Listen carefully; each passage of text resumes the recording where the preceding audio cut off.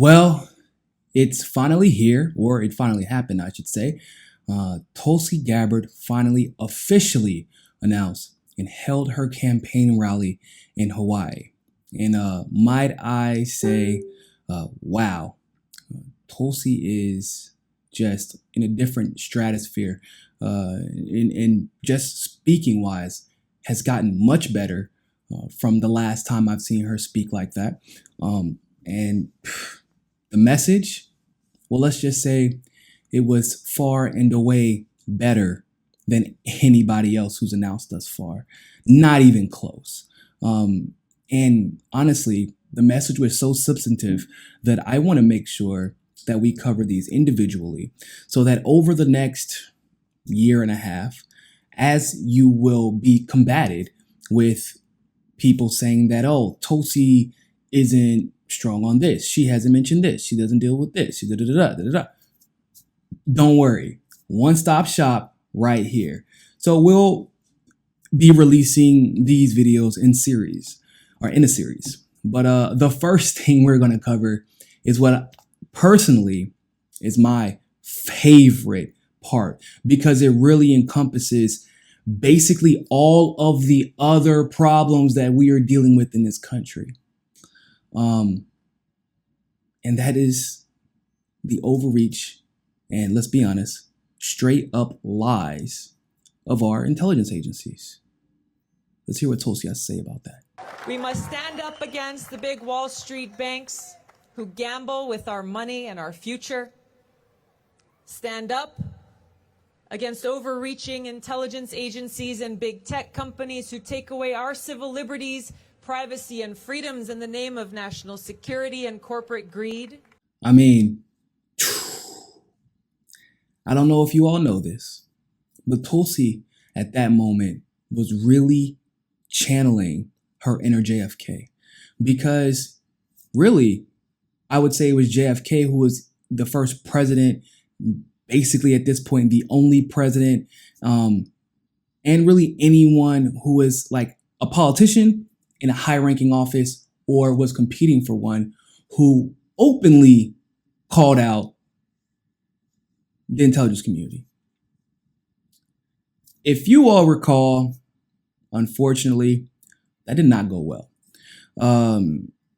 Now, what does Tulsi mean? For those of you who don't understand how important this issue is, I need you to really understand why what Tulsi was saying is so powerful. It's so necessary. But for her as a candidate and for her as an alive human being, it is dangerous, because the intelligence community has a way of silencing people who disagree with their motives. Now, the intelligence community, for some reason, is propped up as, this authoritative figure that has no biases, and they just work based off of information and nothing else. Completely objective. They don't care about money. Why would they care about something like that? Well, I'm telling you, as a person who's worked in the Army, been attached to intelligence units, as a person who has family who used to be part of the intelligence community not too long ago, as a person who knows people who were in the intelligence community who left because of some of the things that they saw. As a person who knows this history, I'm telling you, our intelligence communities in their current state probably should be disbanded. Like, they're that bad. I'm not saying that everybody who works for intelligence community is bad, but at the top, they give the orders, they receive the contracts, they get the money. It's that simple. They get paid off by lobbyists just like Congress people do. The problem with intelligence communities is that they're directors, they're leaders, they're not elected officials. They're appointed by somebody who also has an agenda that they want served. There's a reason that Comey was, I think, the first intelligence director to be fired, to my recollection.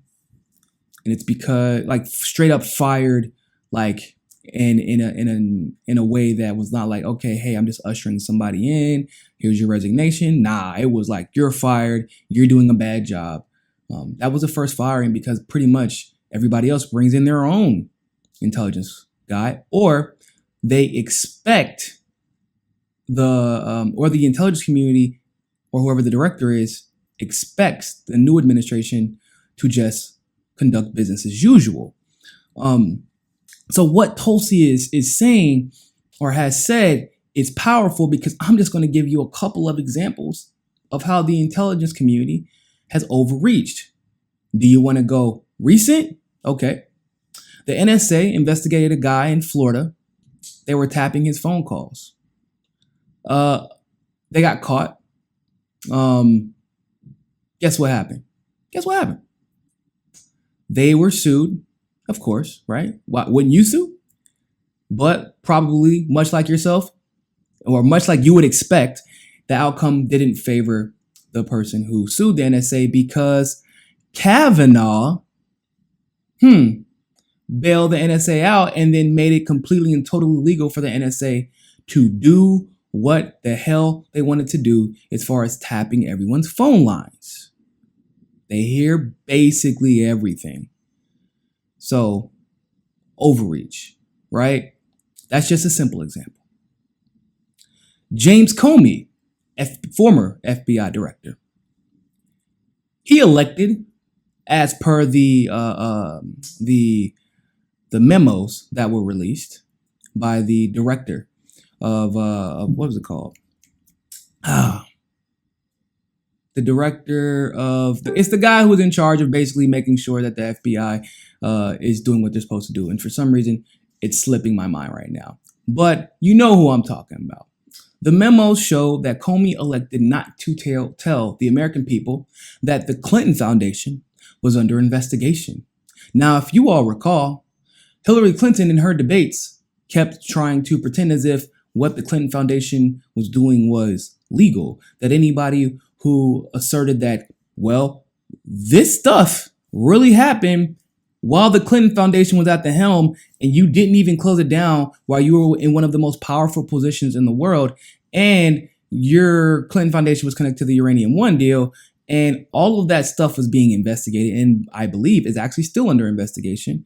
Comey knew this and said that he didn't want to tell people, but you told us about the email investigation. Why wouldn't we want to know if our president is using her nonprofit organization to personally profit and give out favors not only domestically but around the world? I think that's some pretty important information that we should know if we want to vote for her. I think so. That was an FBI overreach. Don't you think? Also, when he decided personally, because we found out later that FBI, that Comey was connected and like the Clintons were connected to him and Andrew McCabe was Comey's friend and Comey shot him to the side. We found out they were all connected, long story short. Comey decides not to indict Hillary Clinton because she didn't show intention to do anything illegal.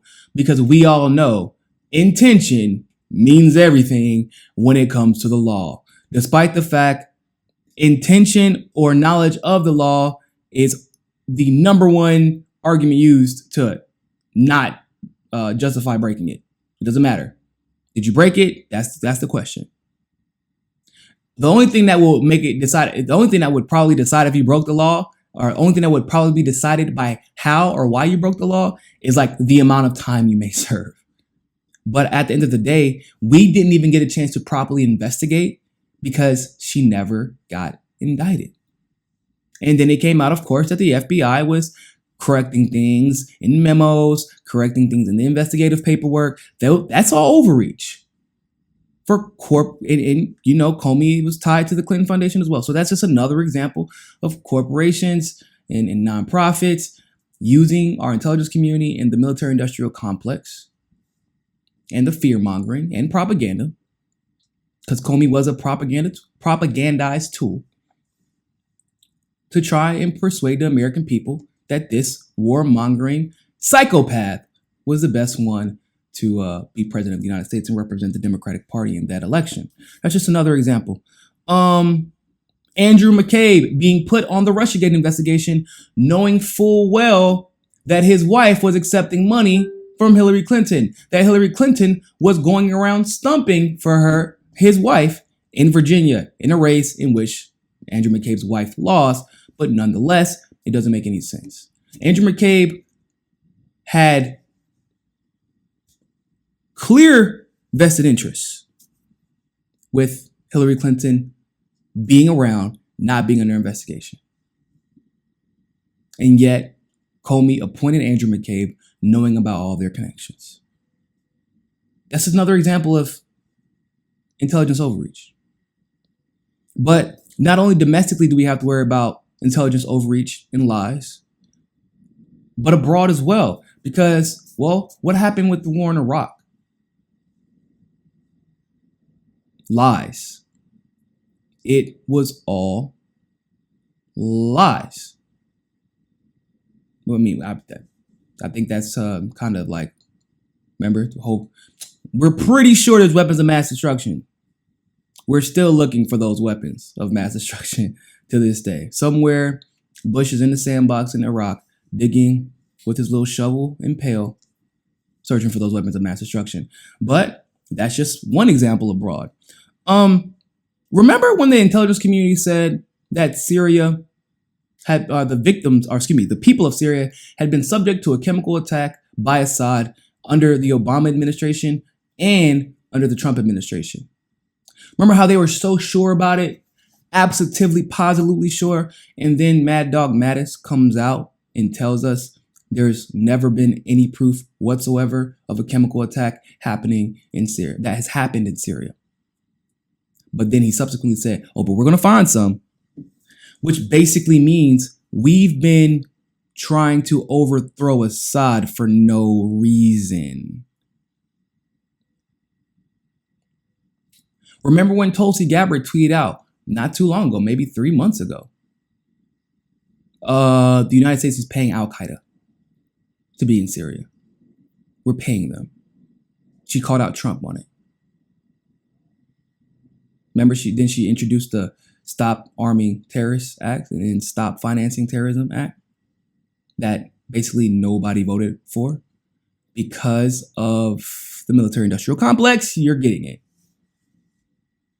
So Tulsi knows her history clearly, and she's seen how history has been manipulated by the intelligence communities to convince us that we have to be in endless wars and that we have to be in wars that we have no right to be in. How about another example?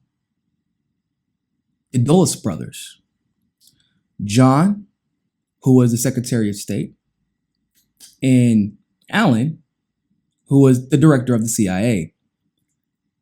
And they were both known to be bloody, racist as hell, which seems to be a common theme for directors of the CIA and sometimes the FBI. That just seems to be a common theme for all these alphabet agencies.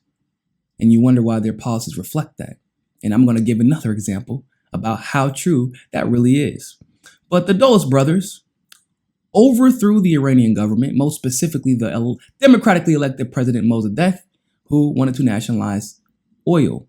That was in 1953. It was based 100% and totally off of lies that he's a communist. We don't trust him. He nationalized oil because he wants communists to take it. Right after that, we found out that the CIA was involved. Obviously, I wouldn't be able to tell you if they weren't. We found out they were involved. We found out it was for oil. And that once again was another example of an overreach. In December 1955, during his involvement with the Montgomery bus boycotts, the FBI engaged in covert operations against Martin Luther King throughout the entire 1960s. J. Edgar Hoover was actually the FBI director then. And he actually believed that the civil rights movement, specifically MLK's involvement and his passion about the movement, was inspired and propagated by communists because God forbid black people want equal rights. Think about, and these are the most recent. Oh, the final example, since she does quote JFK quite often and is apparently in trying to embody JFK in this election, which I think will go over very well with the people. They still haven't released the documents for how JFK was killed and the conspiracy behind it. Because it was a conspiracy, and the intelligence community is purposely keeping it out of the public eye. Who the hell are you to hide the reasons behind the death of one of the most revolutionary presidents in history? Well, it's because the reason that president in particular is one of the most revolutionary is because he tried to bring the intelligence community to heel, and they refused to allow him to. So when I tell you, if this is your first time hearing about Tulsi Gabbard, if this is it, right, this fact alone will help you understand why, or these facts alone should help you understand why that statement, listen, the civil rights movements, our civil rights leaders, our former presidents, other assassinations, wars started abroad, drug wars started at home, all start with that intelligence community. And she called them out. No one else has done that. No one else. They say, yeah, we don't want to go to war.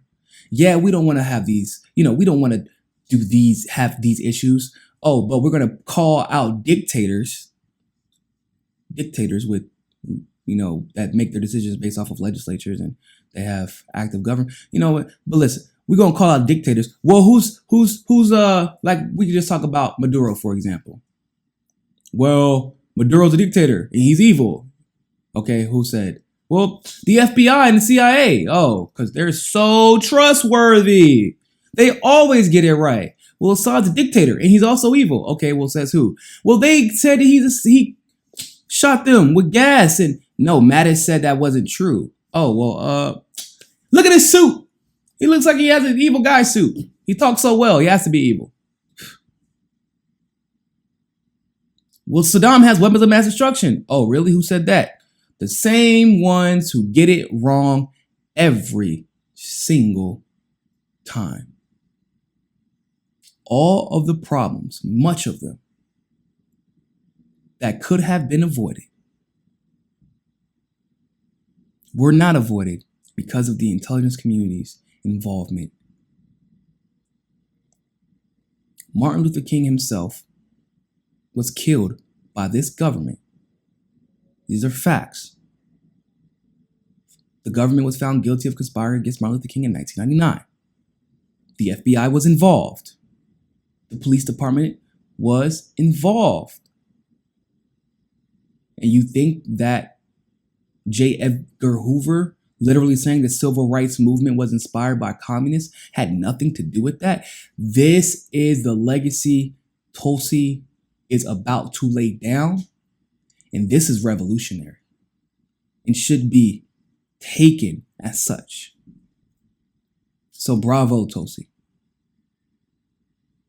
Thank you so much for saying what many of us have been screaming at the top of our lungs.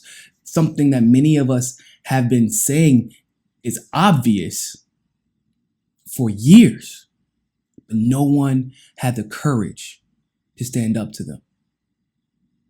And I'm excited to see you get your chance to do so. Thanks for watching that segment of Mi Casa es Su Casa. You can donate to our Patreon and keep helping the network grow by clicking on the link in the description below. And also, make sure you join us at JustNForm.com. And finally, make sure you subscribe to us on Roku and be part of the very first independent news network on Roku TV. But more than anything else, always remember, find your balance. Peace.